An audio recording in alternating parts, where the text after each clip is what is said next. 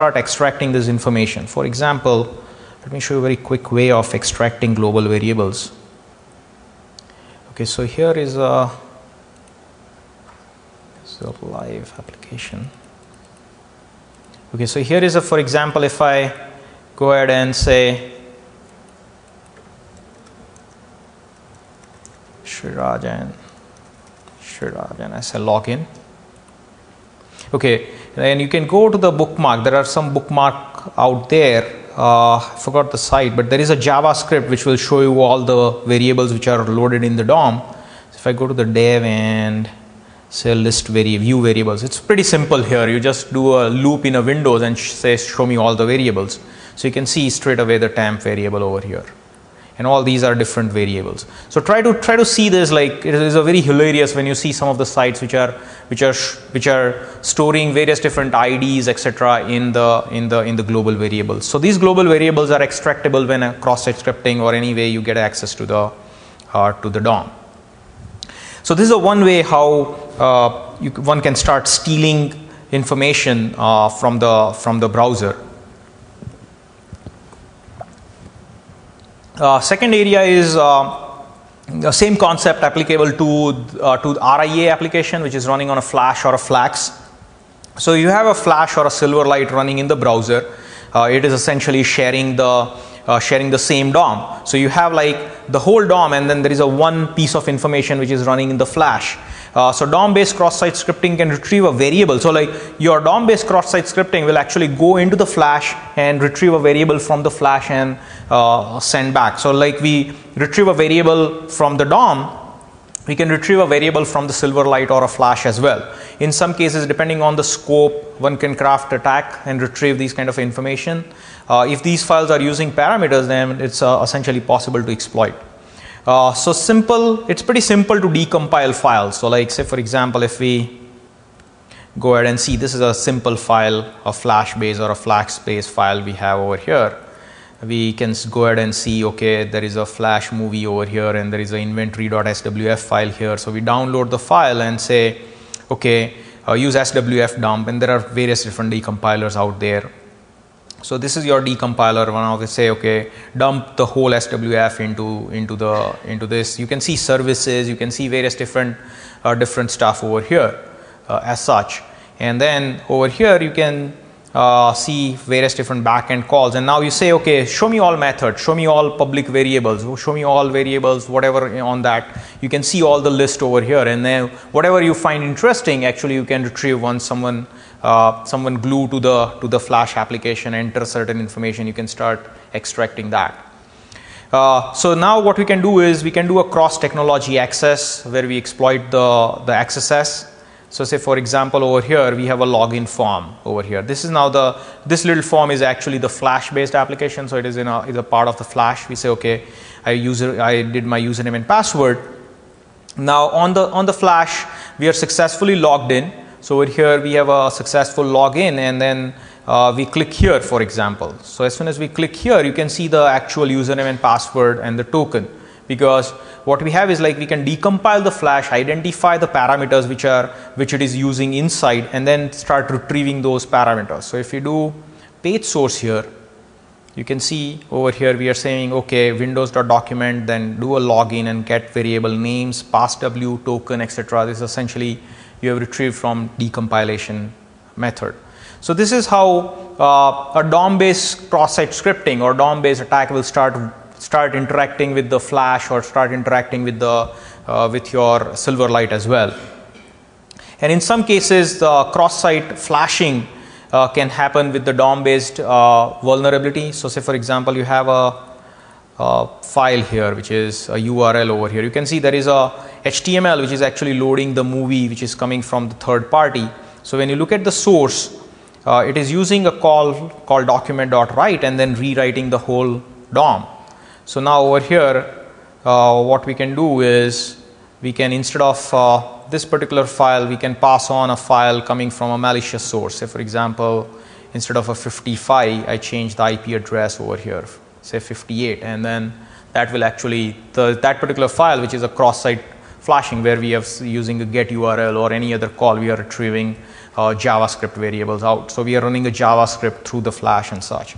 So this kind of cross interaction would happen with the DOM. And one of the interesting part here is you have a single DOM is now loaded, and when you do a DOM based cross-site scripting, it is going to be permanent there till you move out from the browser instance or you move out from that particular page. In persistent or a non-persistent cross-site scripting, essentially you have to be on that particular page till that point the script is going to get executed. So over here what is going to happen is you log in and some kind of a cross-site scripting is already done. It's still listening, it's still there, and still you are functioning and you are doing some other part in the DOM. So pretty much you get a permanent access to that particular application's DOM till the point browser or that particular user is executing stuff on that browser.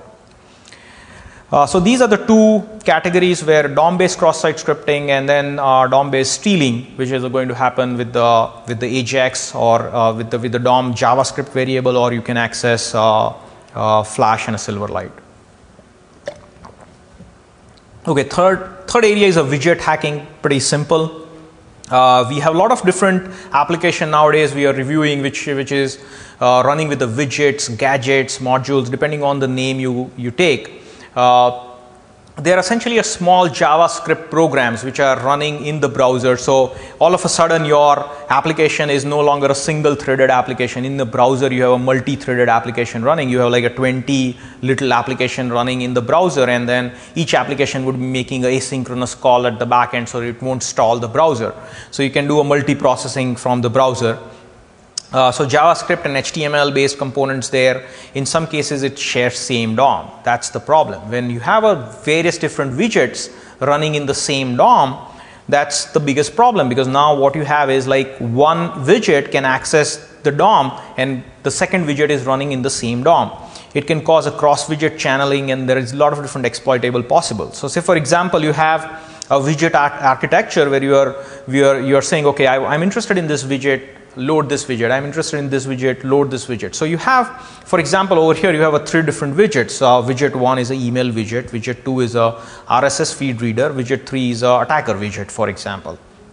And you are using the same DOM, or you're using the shared DOM or some area of the DOM as such.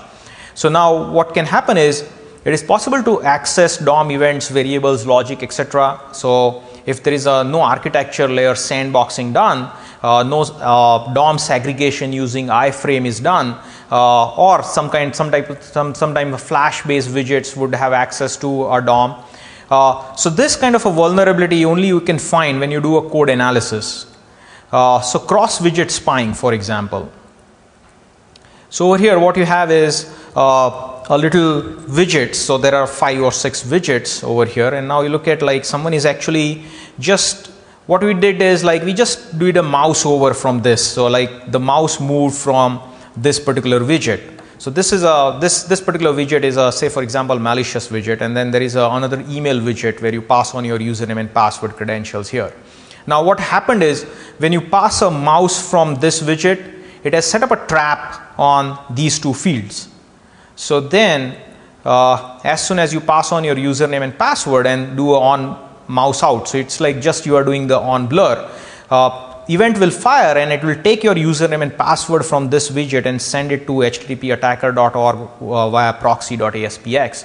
So this is how you can now stealing cross widgets. If your architecture is not supporting this, your one malicious widget is actually monitoring the other widget. And interestingly, this is a one DOM application. So this widget, whatever you have loaded, is live for the rest of the application. So there is a larger scope involved here. So this pretty much like someone would be able to retrieve these username and password information over here. Now say for example, we use the tracing. So we want to see what is going at the back end. So we use our DOM tracer and try to figure out what kind of scripts are injected, etc. here. There is a little plugin which will show the widgets here. And you can see we started DOM tracer here, and now we say okay, start trace here. And now we are just putting a mouse there. So now you can see as soon as we pass the mouse, it has registered an event in the DOM which say reg event for me, and that particular call is is going to put a strap on these two fields, document.getElement uTextUser, text password. So these are the functions which are actually listening for as soon as someone enter username and someone enter password, they are listening, and once mouse go out, it is going to call a function called getP. So then this is how what we have over here. And now as soon as we pass on over here, we pass on Shreeraj, we pass on password, and we do a mouse out. You can see the event is fired and the getP function is called. It has taken my username and password from this widget, sent to out. So this is how, or you can go ahead and start analyzing the script. You can analyze this. Say for example, this is a widget site, then you can start analyzing how the widgets are interacting. So you can do a DOM scanning here, or you can actually load the DOM here. So now the whole DOM is now loaded. You can see what scripts they are using for this particular architecture here, whether the sandboxing is done or not, the widgets are running in their sandbox or not. So you do a document.call analysis, and it will show the virtual lot of different DOM calls. We are interested in map.js, and you can see it is using document.getElement over here and such. So again, there is no black box scanning here. You need to do some kind of a white box analysis. You need to do some kind of a script analysis, or you can do a dynamic analysis using DOM tracer. You say, okay, if I'm doing something in this widget, what kind of a backend call is going, whether it is you loading new frame or not or such. Okay, so that's a widget. Second is a feeds and mashup hacking. So feeds and mashups are pretty much very popular. Feeds are RSS or atom-driven components or atom-driven structure, which is essentially XML document which comes back in the browser, get loaded. It tunnels through the application. Essentially over here, the problem is RSS feeds which are coming and get loaded in your browser are coming from untrusted sources. You have application which say, okay, any RSS feed you can subscribe.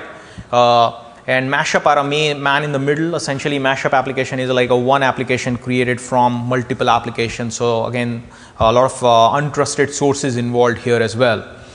So this combination is essentially open up the attack surface in 2.0 application. So over here, what you have is a web client will make a Ajax call. It will go to the proxy. Proxy will go on the internet, get whatever information you have asked for. It is coming from untrusted sources. It's coming from the unknown domain. That script will come, and then the new content will go into the current DOM. So for example, if someone has injected a malicious content in the RSS feed, so that feed will come and get loaded here, and as soon as you click a link, you are going to get Crosssite scripted over here. So say for example, if we look at here, so here you have like a trade news. You click a news and you can see a Ajax call which go out to a CNN feed, getting the feed for me and showing me over here. So this is how the feeds will come back over Ajax call. And as you can see, this is like a DOM. There is just this tiny piece of information has changed. There is no refresh and reload. So whatever new content coming is getting loaded right here. So now we have this whole different script. So now we'll want to look at that. Okay, show me where this little feed. So it is going on change get RSS feed. That's the call which is going, and there is a feed LB over here. So now what we're going to do is we start our DOM tracer and try to see what is going at the back end when I script or when I make a call. So DOM tracer will show me all the links, or DOM tracer will show me all JavaScript lines which are executed. So you can see the first function which was called is a get RSS feed here. It will call this function and grab LB feeds. That's from where the feeds are coming. It will make an open call, make a get request, and grab the whole feed for me, and then it will start processing RSS place. The place is defined, a placeholder is defined. So we grab that document.getElement, and then we do reloading of that part of the document. So we run a loop here which say, okay, get element from my XML document, and then we say, okay, change my inner HTML here. Now you can see over here in this place there is no validation. So whatever content which is coming from RSS feed